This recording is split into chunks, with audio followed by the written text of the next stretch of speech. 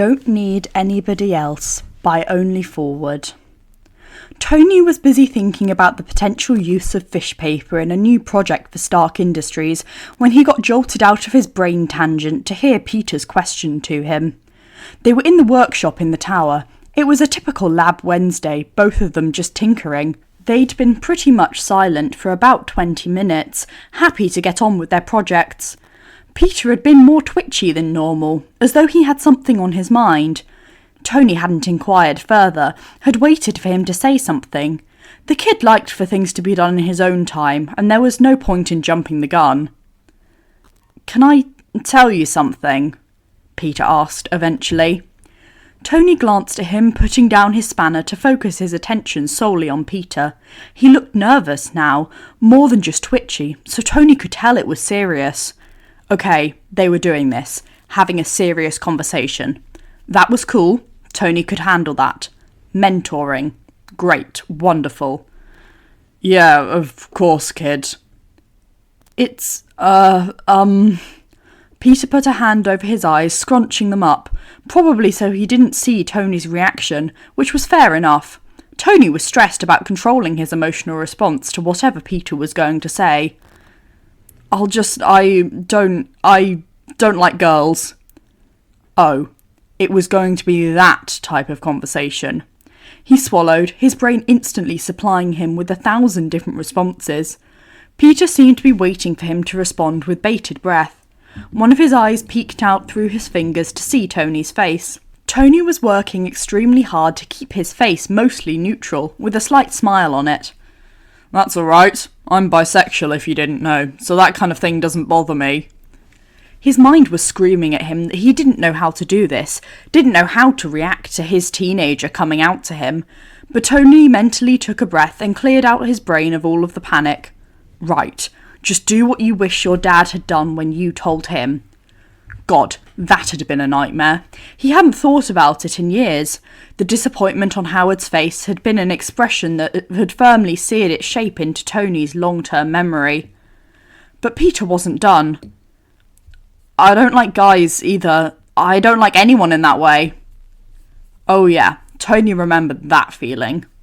There had been an odd month or so when he was about Peter's age, when there were lots of romantic attention being thrown his way because he was nearly of legal age, and people were weird about famous kids in that way. Tony had outright rejected it all, horrified, and had promptly decided he never wanted to date or sleep with anyone ever. He'd been wrong, obviously. He did actually find he wanted sex when he was an adult, and then he'd met Pepper, and the idea of dating had suddenly become a lot more attractive as well. So Tony nodded and went to comfort mode. "That's okay, Pete. You'll find someone who you want to be with eventually. You're in high school, it's normal to feel like that. I didn't like anyone properly until Pep." "No," Peter frowned, interrupting him. I don't think you get it. I'm not going to like anyone. Ever. And don't tell me that will change as I grow up. That's not... It's called being Aroace. Aromantic and asexual. I'm happy and content with my platonic relationships, friends, family, stuff like that. I don't need to date." Tony hesitated. Asexual. Aromantic. Those weren't terms he'd come across before, but he remembered the absolutely crushed feeling he'd felt when Howard had sneered at him. "You're saying you like women and men? That's not a real thing, Anthony. You pick one, and for the sake of the company, you better pick women." In public, he had picked women, for the sake of the company. Even after his dad was long buried. Didn't change anything, though. He was still bisexual, and he'd even briefly dated a guy in private for a while in his early 20s. It hadn't worked out, and it was really more like casual sex than an actual relationship, but that was because Ty Stone was an asshole. Tony hadn't really wanted to date him anyways. Nothing had clicked for him until Pepper. So maybe he didn't know what being asexual or aromantic was, but he sure wasn't about to deny the kid's identity in front of him. He was confused, not an asshole, and he wasn't going to pull a Howard Stark in this scenario. "That's really cool." Tony shot him a smile. "Thanks for sharing that with me, kid." Peter seemed stunned, letting out a breath he'd clearly been holding in. No problem. Thanks for being... well, yeah. Just thanks, really. Peter's gaze slid back to his forgotten project, and Tony extended an olive branch, still looking at him. He looked a lot less nervous than he had at the start, as though he was relieved now that he'd spoken about his identity. If you want to talk about it, Tony suggested. Peter blinked. Not now. Maybe not yet. And also, don't tell anyone. You're the first person I've told, and I'm not ready to tell everyone yet. There was a warm tingle that shot through Tony's heart at that admission. He was the first one to know. The first. I'm honoured, Pete, Tony told him, and Peter ducked his head in the way he did when he went all embarrassed.